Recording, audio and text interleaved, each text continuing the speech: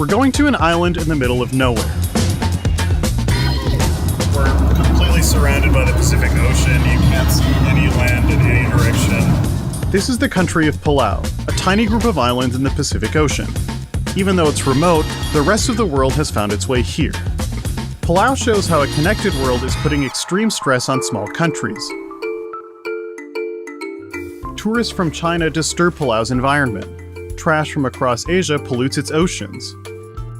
We came to find out how this nation of just 20,000 people is standing up for itself, even in the face of the world's superpowers. I'm Nikhil Sonad, this is Quartz. Subscribe to our channel for more of our videos. This is a map of the Asia Pacific. You probably can't see Palau. You still can't. There it is. Being so small means Palau has to depend on outsiders.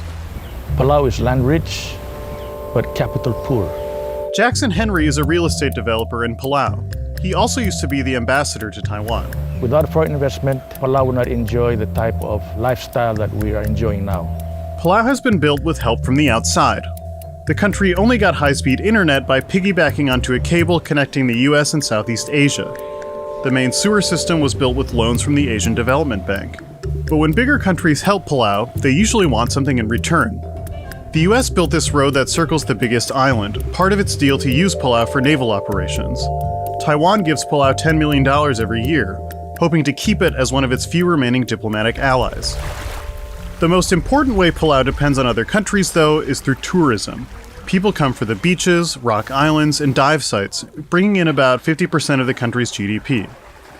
That's not unique to Palau. Many small economies are built on money from visitors. It's our bread and butter. Tourism has made Palau what it is. But the tourism industry wasn't prepared for what was coming. China. We've had a lot of bubbles. The Japanese bubble, they came in with suitcases of money. Taiwanese came after that, and the Koreans came after that. Yurai Matul is one of the chiefs of a local village. It's the Chinese now. The difference is the Chinese were just a lot of numbers. I mean, they came in like plane loads. The number of visitors from China went from around 600 in 2008 to over 91,000 in 2015. At first, that was great. We have a lot of shipwreck around here. Those are also a nice diving. Francis Torrebyong is credited with building Palau's dive industry. Everybody went out and bought a boat, cars, hotel, waiting for these Chinese people to show up. The influx was great for the tourist economy. Hotels were booked, restaurants were full, and boat operators were busy. Francis and his daughter even opened their own hostel. For China, a country of 1.3 billion, 90,000 tourists may not be that big of a number, but it's over 4 times the total population of Palau. As a small island, we kind of get nervous when there's a lot of people. We feel like maybe the island will tilt. The influx had real effects. With the spike in demand, prices skyrocketed. Rents went up, food prices went up. So it was great if you were the business owner.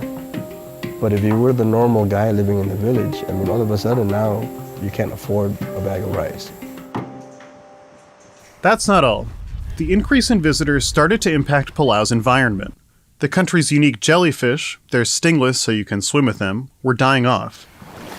This is Palau's greatest asset, in ocean territory the size of France. It's decided to protect that even if the economy takes a hit in the short term. In this case, that meant taking the unexpected step of reducing the number of charter flights that bring Chinese tourists here. From a 2015 peak of 91,000, the number of Chinese visitors dropped to just 50,000 in 2018. You can only invite so many people into your house without running out of food or running out of places to sleep. This is Tommy Remengesau Jr., Palau's president. His decision made life difficult for entrepreneurs like Francis. The hostel he opened had to be shut down. Do you feel that you have to sometimes make a decision between what's good for Palau's economy and what's good for its environment? We actually do not believe that you can separate the environment from the economy. In fact, we believe that the environment is the economy and the economy is the environment. We've got a pristine environment, and we want to keep it that way.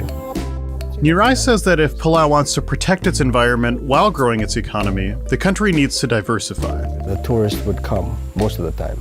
They spend 99% of their time in the water, and they leave. They never get to interact with the people, they never get to see our culture. Ruy is working to show visitors more than just the beaches. He's even turning his own village into a tourist site. He renovated this traditional meeting house, even installed new clean bathrooms. When we visited, a group of young Chinese tourists were there, carted around in a stretch limo. Palauans want tourism to look less like this and more like this. Spread it off, and you throw it into our composting. This is lime, it's made out of coral. And then you chew it. Foreigners sitting with locals, I'm not very good at spitting, though. taking part in local customs. Put your phones down, and we don't do FaceTime in Palau, we do chat and chew. But in order to really thrive on its own, Palau is looking beyond tourism. This is one of the first fish farms in Palau. With oceans so plentiful, Palauans traditionally just caught a day's meal whenever they needed to.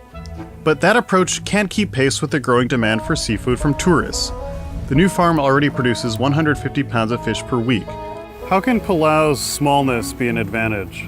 We can make fast decisions. We can cut the bureaucracy.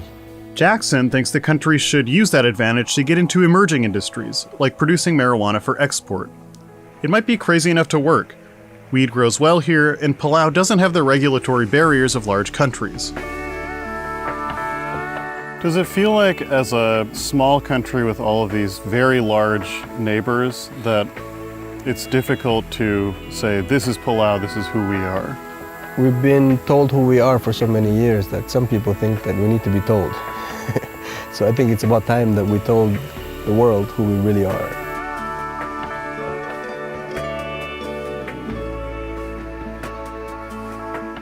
Hey, we're making a series for Quartz members we think you'll like. It's called Because China. Because China is reshaping our world in a lot of unexpected and interesting ways.